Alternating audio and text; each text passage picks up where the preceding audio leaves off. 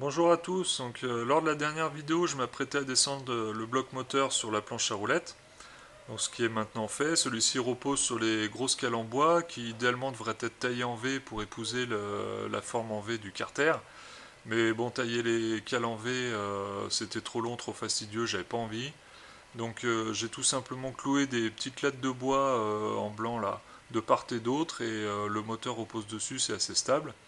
Et j'ai sécurisé avec deux jambes de bois verticales de part et d'autre, repris sur le moteur et sur la planche à roulettes à l'aide d'équerre. Et du coup, c'est bien stable, ça risque pas de basculer, là, il n'y a pas de problème. C'est bien sécurisé. Et j'ai aussi bouché les deux orifices de cylindre avec du plastique pour éviter tout risque d'intrusion de corps étrangers pendant la durée de stockage.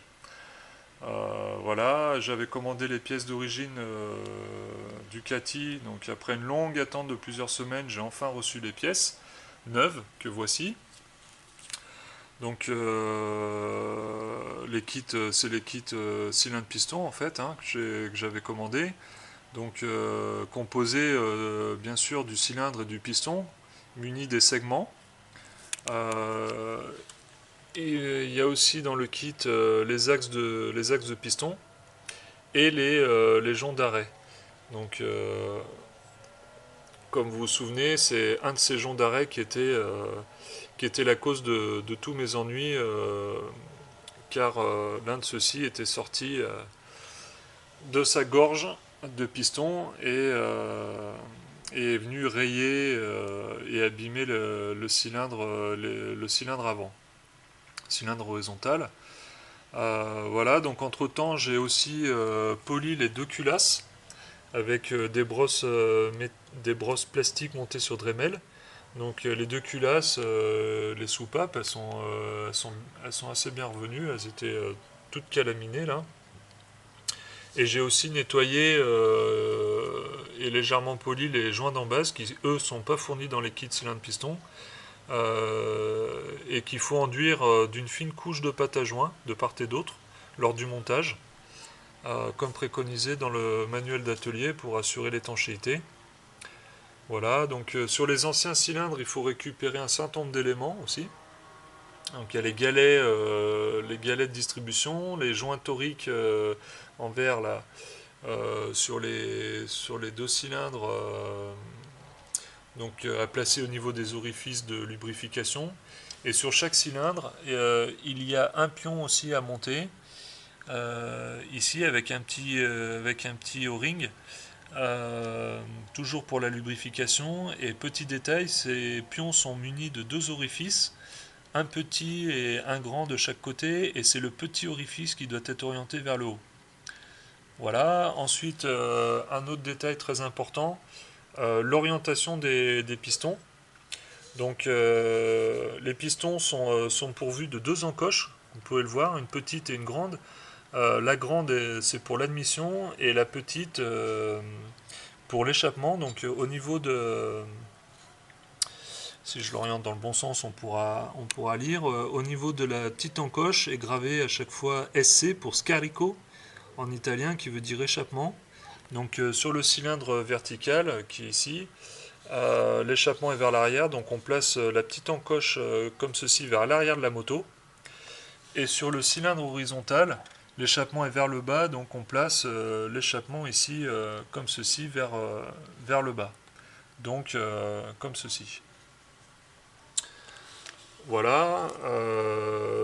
Donc suivant cette orientation de piston, il faut respecter aussi l'orientation des fentes des fentes des segments. Euh, Normal, hein, parce que c'est des anneaux non fermés pour le montage sur le piston, et donc il faut orienter parfaitement chaque encoche du, euh, du segment supérieur, le segment intermédiaire et du racleur en partie basse. Le segment inférieur, c'est le racleur. Et il faut orienter des encoches telles que préconisées dans le manuel d'atelier, encore une fois. Voilà. J'avais aussi prévu de remplacer les coussinets de tête de bielle dans lesquels se montent les axes de piston. Donc pour changer ces coussinets, il faut toujours, comme préconisé dans le manuel d'atelier Ducati, il faut réaliser un petit outillage que voici. Donc celui-ci est assez simple, hein. Il est composé d'un grand boulon qui traverse donc la bague, la nouvelle bague que l'on veut introduire dans la bielle. Et donc tout en serrant le boulon, on introduit la nouvelle bague dans la bielle et on chasse l'ancienne bague dans le cylindre ici en aluminium. Et donc les seules contraintes, c'est que le diamètre intérieur du cylindre en aluminium doit permettre le passage de la bague, donc supérieur au diamètre extérieur d'une bague, et avec une longueur aussi au moins égale à la longueur d'une bague, plus 2-3 mm pour pas être embêté. Voilà, donc on serre et en un coup, on introduit la nouvelle bague dans la bielle et on récupère l'ancienne bague. Voilà, on extrait l'ancienne bague. Donc ensuite, quand on a monté la bague dans la bielle, il faut percer un gros orifice ici en diamètre 4 en partie supérieure et en partie inférieure, de part et d'autre, deux orifices en diamètre 3 mm. Donc comme c'est assez inaccessible, j'ai prévu de le faire, donc j'ai fait le test, je vais pouvoir accéder avec un renvoi d'angle comme ceci. Voilà, je ne cite pas la marque, mais bon, c'est du Wolfcraft, hein, pour pas citer la marque.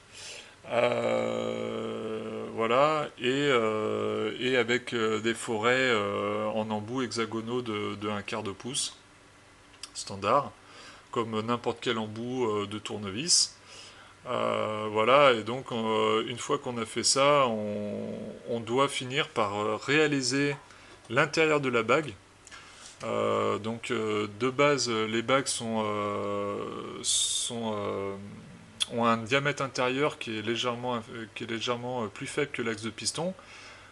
Et après montage dans la bielle, il y a un serrage qui se rajoute donc de 2-3 centièmes. Et on doit réaliser parfaitement l'intérieur de la bague avec un alaisoir comme ceci qu'une personne m'a gentiment prêté. Donc bon, pour information, un alaisoir de diamètre 18, parce que là c'est du 18, dans le commerce ça coûte quand même une bonne centaine d'euros. Donc bon là celui-ci c'est un modèle manuel, dit manuel, donc avec un embout carré qu'on peut reprendre avec une clé à molette ou un porte-tarot, un gros porte-tarot. Voilà, donc je vais maintenant commencer à monter les nouvelles bagues dans les bielles et percer, alaiser et remonter ensuite toutes les pièces du haut moteur. Voilà, et je ferai une prochaine vidéo, une dernière vidéo en fait, moteur entièrement remonté et prêt à démarrer.